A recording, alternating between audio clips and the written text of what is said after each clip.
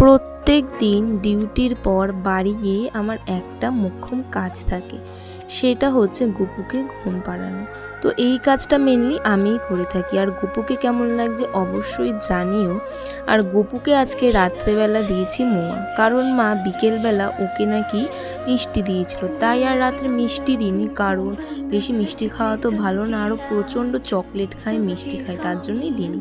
আর এই যে এই জামাটা দেখছো, এই জামাটা কিন্তু গিফটেড, এই জামাটাও নতুন পেয়েছে, এটাও পরবে। আর এইটা আমার দিদি দিয়েছে, রাইমা দি। তোকে একটু জল খাইয়েও নিচ্ছিলাম, কারণ ও তো জল খেতেই চায় না, জোর করে ওকে জল খাওয়াই।